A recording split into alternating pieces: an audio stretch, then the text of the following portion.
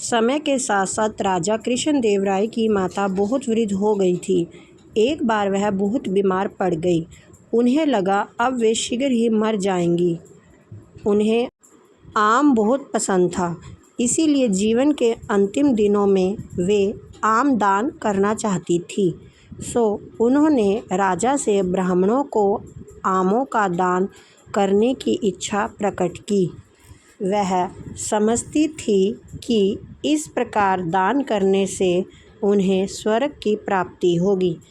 सो कुछ दिनों बाद राजा की माता अपनी अंतिम इच्छा की पूर्ति किए बिना ही मृत्यु को प्राप्त हो गई। उनकी मृत्यु के बाद राजा ने सभी विद्वान ब्राह्मणों को बुलाया और अपनी माँ की अंतिम अपूर्ण इच्छा के बारे में बताया। कुछ देर तक चुप रहने के पश्चात ब्राह्मण बोले, यह तो बहुत ही बुरा हुआ महाराज।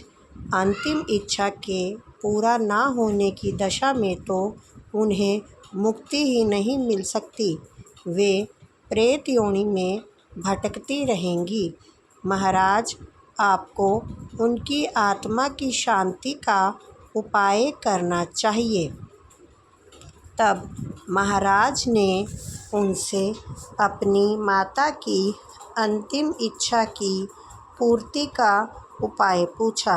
ब्राह्मण बोले, उनकी आत्मा की शांति के लिए आपको उनकी पुण्यतिथि पर सोने के आंबों का दान करना पड़ेगा। अतः राजा ने माँ की पुण्यतिथि पर कुछ ब्राह्मणों को भोजन के लिए बुलाया और प्रत्येक को सोने से बने आम दान में दिए। जब तेनालीराम को यह पता चला तो वह तुरंत समझ गए कि ब्राह्मण लोग राजा की सरलता तथा भोलेपन का फ़ायदा उठा रहे हैं। सो उसने उन ब्राह्मणों को पाठ पढ़ाने की एक योजना बनाई। अगले दिन तेनालीराम ने ब्राह्मणों को निमंत्रण पत्र भेजा। उसमें लिखा था कि तेनालीराम भी अपनी माता की पुण्यतिथि पर दान करना चाहता है, क्योंकि वह भी अपनी एक अधूरी इच्छा लेकर मरी थी। जब से उन्हें पता चला है कि उसकी माँ की अंतिम इच्छा पूरी ना होने के कारण प्रेत योनि में भटक रही होगी, वह बहुत ही दुखी है और चाहता है कि जल्दी उसकी माँ की आत्मा को शांति मिले। ब्राह्मणों ने सोचा कि तेनालीराम के घर से भी बहुत अधिक दान मिलेगा, क्योंकि वह शाही विदूषक है। सभी ब्राह्मण निश्चित दिन तेनालीराम के घर पहुँच गए। ब्राह्मणों को स्वादिष्ट भोजन परोसा गया। भोजन करने के पश्चात सभी दान मिलने की प्रतीक्षा करने लगे। तभी उन्होंने देखा कि तेनालीराम लोहे के सलाखों को आग में गर्म कर रहा है। पूछने पर तेनालीराम बोला, मेरी माँ फोड़ों के दर्द से परेशान थी। मृत्यु के समय उन्हें बहुत तेज़ दर्द हो रहा था। इससे पहले कि मैं गर्म सलाखों से उनकी सिकाई करता, वह मर चुकी थी।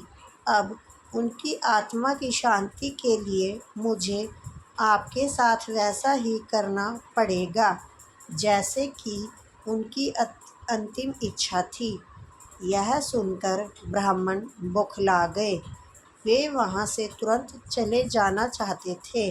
वे गुस्से में तेनालीराम से बोले कि हमें गर्म सलाखों से दागने पर तुम्हारी माँ की आत्मा को शांति मिलेगी। नहीं महाशय, मैं झूठ नहीं बोल रहा। यदि सोने के आम दान में देने से महाराज की माँ की आत्मा को स्वर्ग में शांति मिल सकती है, तो मैंने अपनी माँ की अंतिम इच्छा क्यों नहीं पूरी कर सकता। यह सुनते ही सभी ब्राह्मण समझ गए कि तेनालीराम क्या कहना चाहता है।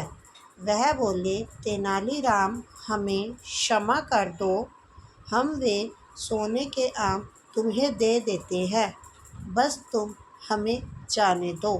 तेनालीराम ने सोने के आम लेकर ब्राह्मणों को जाने दिया, परंतु एक लालची ब्राह्मण ने सारी बात राजा को जाकर बता दी।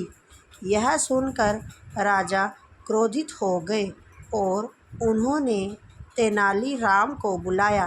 वे बोले, तेनालीराम, यदि तुम्हें सोने के आम चाहिए थे तो मुझसे मांग लेते।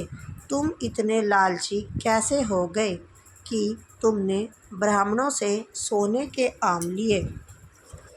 महाराज, मैं लालची नहीं हूँ, अपितु मैं तो उनकी लालच की प्रवृत्ति को रोक रहा था।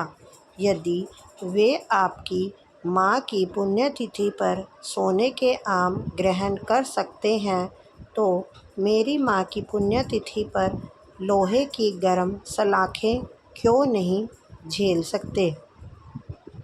राजा तेनालीराम की बातों का अर्थ समझ गए।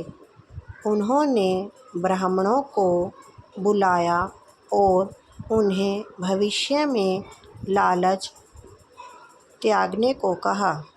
दोस्तों, अगर आपको यह कहानी अच्छी लगी तो लाइक ज़रूर करें।